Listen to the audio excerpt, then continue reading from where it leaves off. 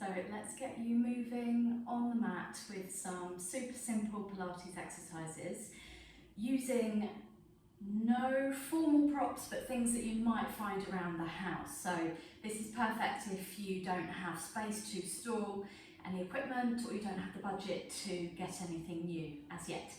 So we will be starting with a ball, so maybe it's your pet's ball, your child's ball, your own football or basketball. The firmer the more uncomfortable. This one's actually lovely, it's got a bit of squish. If you don't have a ball to hand, a sofa cushion will do just as well. You're going to squish it this way. So you're not going to put it between your knees this way, you're going to squish it this way. So we've got a little bit more distance between the knees as we go.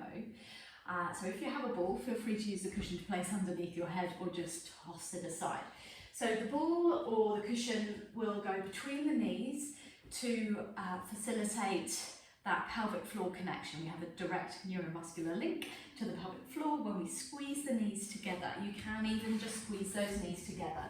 But I like the legs parted so you can feel what's going on in the lower abs. So we're placing that between the bony condyles, bony part of the inside knee. Make yourself comfortable. Rock that pelvis into a neutral spine, hip bone to pubic bone lined up horizontally, slight curve in the low back. You should feel comfortable. If you don't, tension those abs a little and lengthen the low spine without involving the glutes. Keep the shoulders easy and open. And if you feel you have the strength to take the weight of the arms as well, crisscross those fingers, place them behind the base of the skull, 10 o'clock, 2 o'clock elbows, a little head nod here. And on an exhale, curling forward, sliding the ribs down towards the hips. Deep breath in and roll down. Layering up, we're going to inhale, head nod. Exhale, curl up. Gently hugging the ball or cushion between the knees when you are there. So inhale, head nod, exhale, curl up, hug. Inhale, hold. And exhale, come back down. If you over squeeze your item, then you will start overworking these hip flexors, and you might even start jamming the low back into the mat, and the abs will just have a lovely little holiday there. We want to allow the abs to drop, the belly to drop down towards the floor, and for you to feel those low abs there. So inhale, head nod, exhale, curl up. Keep those elbows in your peripheral vision, gentle hug of the ball as you inhale. So as you would a small furry animal, it's easy for me to imagine as I have this smiley little monster creature here to hug. So you don't want to break your small furry animal. And that will get these deep abs working if you combine that with a strong out breath. So you should be feeling the muscles inside of the hip bone and up. So a little bit of a hooked, possibly hooked feeling. Don't worry if you don't feel it straight away. The more you time that breath on the ab curl up, better. Don't worry about how high you go. It's about working the muscles well. Okay, so that was your first non-prop. Next up, I've chosen some red tights because I figured they'll show up more easily on the video. They don't have to be red, but borrow or beg for a pair of tights if you're not a tights wearer, a pair that you're not bothered about overstretching. And we'll start with one leg circle. Handily, I'm going to put my foot in the seat of the tights. This provides support for that one leg circle, support for the hip. So if you're a bit of a clicky, cracker, sore hipped person, that extra support is really helpful. And I'm just going to cross the tights at the ankle and hold them with a reasonable amount of support, but not feeling tension in the shoulders. So hold your leg, roll down. I'm going for the basic version of this, which is a tabletop. My elbows are relaxed, my shoulders are easy. If you need a cushion underneath the head, go for it and drop that pelvis into that neutral alignment, hip bones, pubic bone, horizontal plane. Slight curve in the low back. A little bit of feeling of rib to hip connection without jamming the back into the floor. Drawing a circle, so the top of the thigh bone here is going to be circling in that hip. 3, 4, 5, change direction. So this is really strengthening and will increase your mobility as well at the hip. 5 in one direction, 5 in the other. Release, change over, sit up if you need to. If you can reach, brilliant. Don't worry if you can't. Again, crisscross that band. It's a little less dangerous using tights than an elasticated, not elasticated, latex, for example, band, because they like to go for the eyes. So I do like a pair of tights actually. Circle. Inhale, exhale, 1. Inhale, exhale, 2. Go to 5. 3. Take your time. You want as much inward rotation at the hip as outward rotation. You should find this fairly manageable. Change direction. We shouldn't be arching the back off the floor. Try not to tip the pelvis right or left or front to back.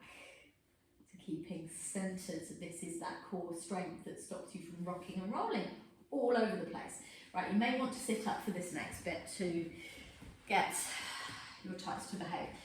So you control the tension here, depends how long they are, as to how many times you're going to tie them around. I'm just going to play with this now. I'm going to give mine a nice bow. So they're going around the outside of the thighs. You're going to have a pretty bow. Test your knots.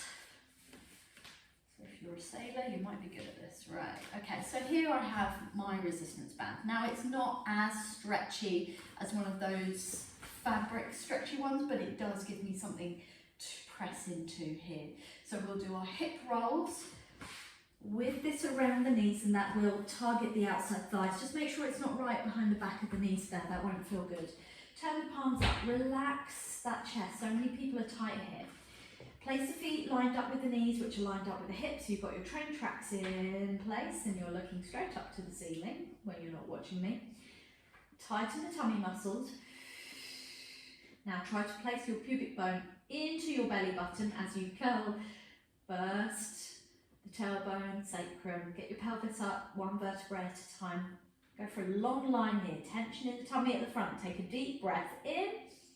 Relax those toes and then roll sequentially down 1 vertebrae at a time. Now throughout, you are gently pushing out into your homemade loop band. Trying not to sway, she says, deep breath in. So if you continuously press out into that, you're working on your endurance. Really strengthening for the outside of the hip, fantastic for the knee. So if you tend to knock your knees, this is a dream exercise for you. So if you tend to knock those knees and drop in at the hip, this will help redress the balance. Now if you want to work a little harder, you peel the spine off, you hold it up if you're not going to cramp, and push 2, 3, 4, 5, and release the spine all the way down 1 vertebrae at a time, keeping those feet and toes relaxed. So we're not gripping and curling and clawing at the mat, no matter how much you can feel your hamstrings. 5, 4, 3, 2, 1, pressing, and then releasing and lowering. So you've got options there. You can go for the continuous press or for those little pulses, and you will know you've got hamstrings and glutes after that one. Really lovely way to massage the spine. Hopefully I'm selling that exercise. It's a wonder that exercise, particularly for people with tall low backs and hips. Finishing with hand weights. Now, you don't have hand weights and you're not inclined to have any, then you need to find something with a good weight to it. So you could go for tins, you could go for bottles of water, bottles of wine. A bit dangerous, that one. I have a bit of an Epsom salt addiction. I have a 20-minute Epsom salt bath most nights to help with delayed onset muscle soreness. So what I'm going to do is place one either side. You could just have one and keep changing it over. These are, the reason I'm using these is because they're 2 kilograms. You could get a smaller bag. You could use flour. All right, so be creative. I'm going to tie my top so you can see that I am drawing my hands in. If you cramp, tuck the toes, that might help. Watch for dipping in the low back, gently brace the abs. You'll still want a gentle low back curve there. The elbows are slightly relaxed so we won't lock into those chest muscles. Okay, the hands need to be underneath the shoulders, otherwise you're going to tip. Place your homemade weight of sorts slightly forwards of you, keeping steady, not leaning right or left. Exhale, lift. Inhale, lower. Now I would encourage you to keep changing sides, because if you have sore wrists, this helps you to have a bit of a break. So exhale, lift, inhale, lower. These are quite heavy, so I'm not managing to lift my arms very high. Don't worry if you only come a little off the floor, if you're a beginner. Exhale, lift. So you'll think it's a shoulder exercise, but actually it's more of core strength, because if you were not centred and strong here, you'd be sinking into one side or the other, rocking forwards and back. Exhale, lift. Inhale, lower. Exhale, lift. Good. So you could go to 8, but if you need to stop now because it's sore wrists, then do. You may need to stop occasionally and wave those wrists. If you really struggle with wrists, you may want to do a little warm-up. Practice the okey cokey, flamenco wrists, and a bit of praying hands. Okay, so that should be your 8. Have a little stretch, release those wrists.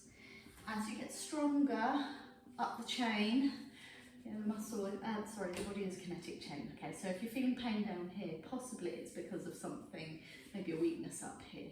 Yeah, keep an eye on it. Good. And then of course, if you want to even yourself out and or work a little harder, evil love, you can practice opposite arm and opposite leg, incorporating those weights again or not. So we extend, placing it in a handy place, extend, lift, lower, release. It's going to fall over, good. Extend. Now, what you want to do on this one, I'm trying not to, is bend the knee and dip in the back.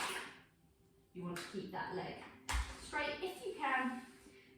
Please stay with the version we just did without lifting the leg. If you know you have vulnerability or you're getting started after a break or you're brand new. So we're really focusing on not leaning into one side or the other. Be careful that you are moving within a narrow corridor. Try not to lock that elbow. Keep it ever so slightly relaxed.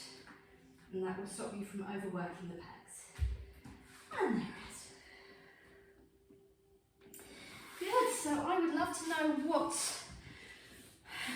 faux props you think you're going to be using at home.